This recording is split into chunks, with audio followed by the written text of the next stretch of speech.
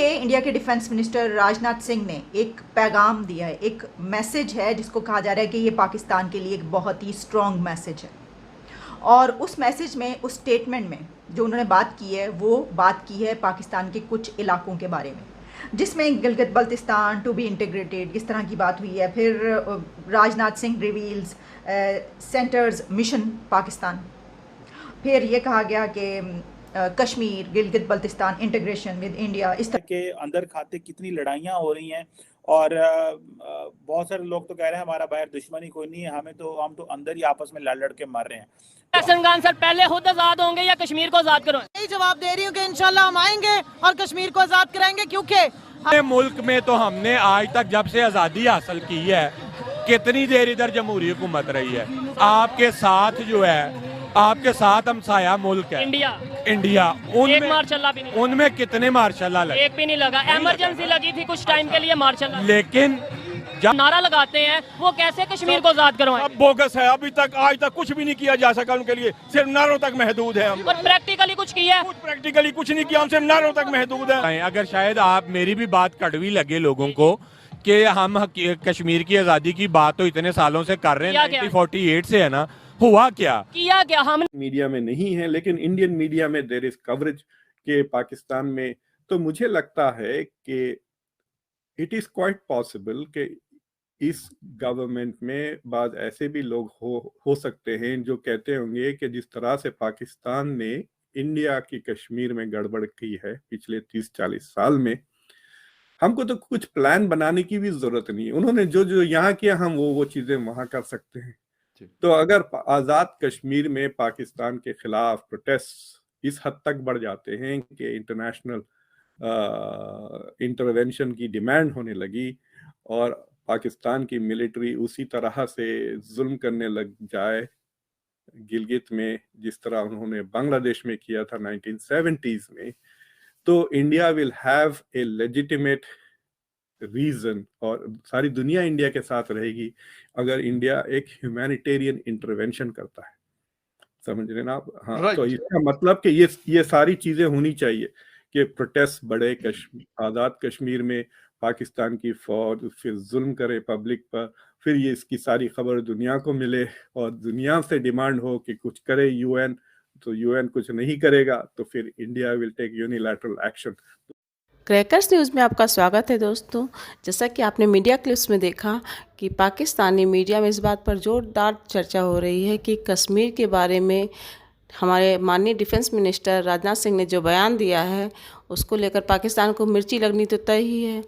आज इसी बात पर चर्चा हो रही है। राजनाथ सिंह ने अपने बयान में जो उन्होंने शौर्य दिवस के मौके पर जम्मू कश्मीर में दिया, उसमें उन्होंने कहा कि गिलगित बाल्तिस्तान के लोगों पर जो पाकिस्तानी सेना अत्याचार कर रही है, आखिर वो भी तो भारतीय नागरिक हैं और उनको उनका हक दिलाना हमारी प्राथमिकता है। जब तक गिलगित बाल्तिस्तान भारत में नहीं शामिल होता तब तक 370 रद्द करने का लक्ष्य अधूरा ही रहेगा।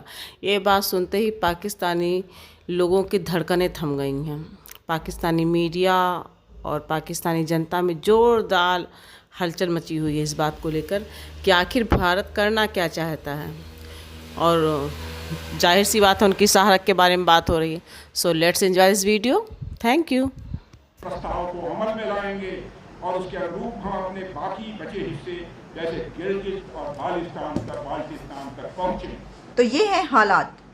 तो हमने सोचा कि किसी न किसी की तरफ से तो कोई बयान आने ही वाला है बस, यानी हम जानते हैं कि ए पॉलिटिकल हैं हम, ये बताने के लिए DGISI को भी प्रेस कॉन्फ्रेंस करने पड़ रही हैं। तो इतने बिजी हैं सब, तो फिर हो सकता है कि शेख रशीद साहब भी देख लें और वो बयान दें। तो शेख रशीद साहब ने एक स्टेटमेंट दी, लेकिन उन्होंने वो स्टेटमेंट मिशन लॉन्ग मार्च के लिए दी। बैरिस्टर साहब, आज तो अखीर हो गई और वो ये है कि भारत के जो डिफेंस मिनिस्टर हैं राजनाथ सिंह साहब, उन्होंने एक बड़ी जिसे कहते हैं धुआंधार किस्म की और एग्रेसिव पोस्चर अडॉप्ट किया है। उन्होंने कहा जनाब के कोई शूरिया दिवस के मौके पर उन्होंने कहा जी कि जो आर्टिकल 370 की एब्रिगेशन के ऊपर उन्होंने हिंट दिया। उन्होंने कहा जनाब के जब तक हम जो आज़ाद कश्मीर है और गिलगित बल्तिस्तान वापस नहीं लेते, असल चीज़ें जो हैं वो तब तक ठीक नहीं हो सकती और हमें वो वापस लेना है।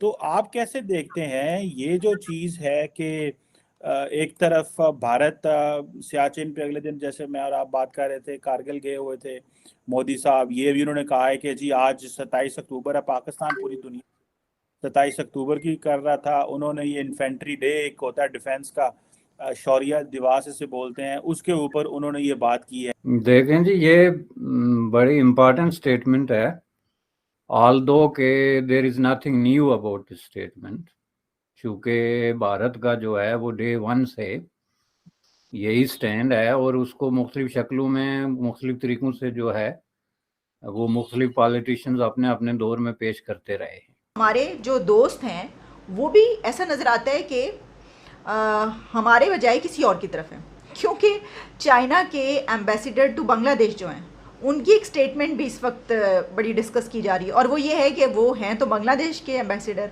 और चाइना के हैं और पाकिस्तान के दोस्त हैं, लेकिन उन्होंने ये कहा है कि he is big fan of India.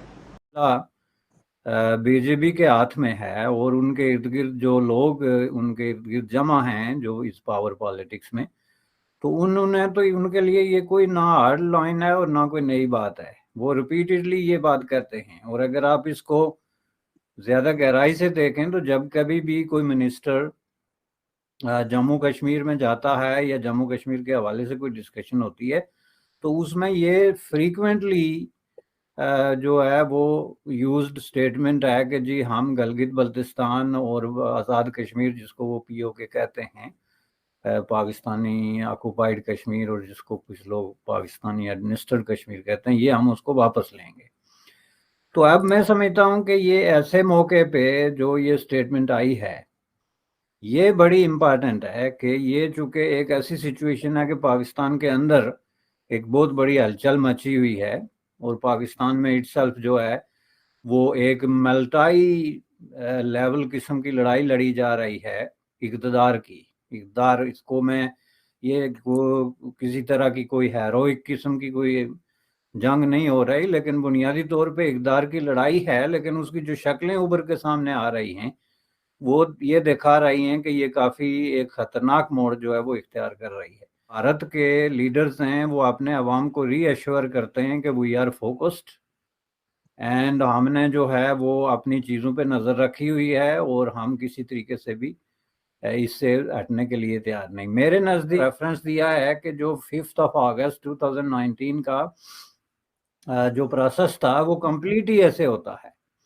और ये मैंने जैसा कि पहले कहा कि भारत की एक लॉन्ग स्टैंडिंग किस्म की स्टेटमेंट है कि पूरा state of Jammu and Kashmir हमारा है, और उसकी दलील वो ये देते हैं कि जो इंस्ट्रूमेंट ऑफ एक्सेशन हमने साइन किया था महाराजा हरि सिंह के साथ, जो कि रूलर था जम्मू कश्मीर का, उसने कुछ इलाके लिख के नहीं दिए थे, उसने पूरी state of Jammu and Kashmir का एक्सेशन किया था भारत के साथ, जो बाद में कुछ लोगों ने कुछ इलाकों पे कब्जा कर लिया जो हमारे इलाके हैं और वो इलीगल है।